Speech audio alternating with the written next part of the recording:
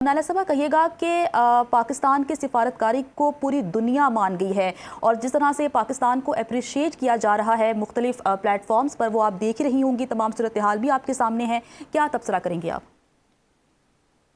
सबसे पहले बहुत बहुत शुक्रिया अपने प्रोग्राम में मुझे मदऊ करने का। जी अल्लाह का शुक्र है, अल्लाह ताला ने पाकिस्तान को सुरखरू किया। ये एक बहुत मुश्किल सिचुएशन ना सिर्फ अमेरिका और ईरान के लिए बल्कि पूरी खित्ते नहीं पूरी दुनिया के लिए।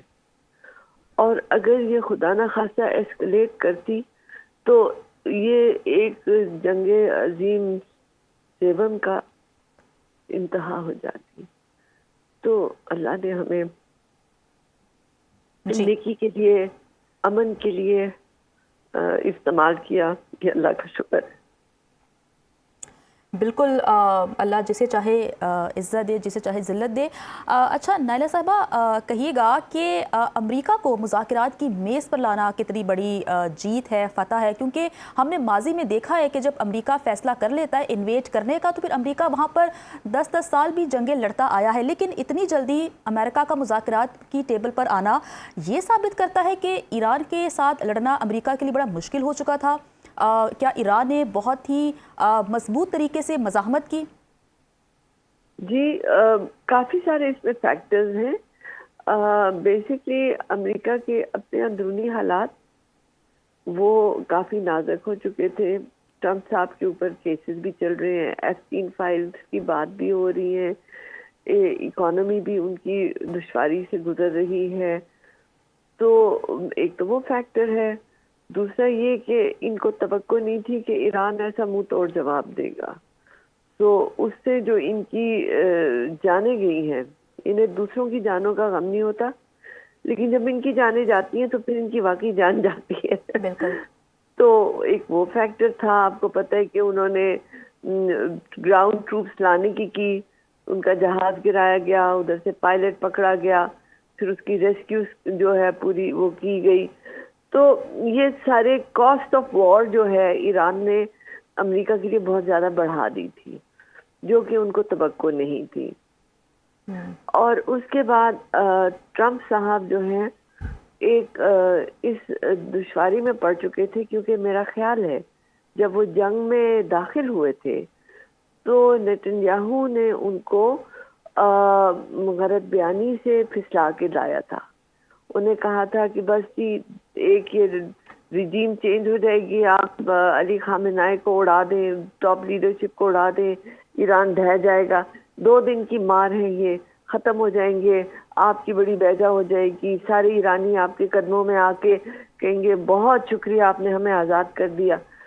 तो वो बेचारे इस भुलेखे में गए थे तो पता चला कि ईरानी तो सारे मर्ग भर अमेरिका कर रहे हैं। सारे ईरानी जो हैं वो अपने झंडे लेके, जब इन्होंने कहा कि तुम्हारे ब्रिजेस पे अटैक करूंगा, तुम्हारे एनर्जी प्लांट्स पे करूंगा, तो सारे ईरानी जो हैं वो ब्रिजेस पे पहुंच गए, रात पहुंच गए थे सारे कि ठीक है मारो, हम भी साथ मरेंगे। तो वो जो रिएक्शन था इनको तवक्को नहीं थी, इन्हें ये एहसास नहीं था कि ये हम जो पुरानी कौमें हैं, ईरान है, पाकिस्तान है, हमारे किरदार फर्क है। तो उनको जो है इस मतलब इट वाज अ शॉक, तो वो भी उनको लाया।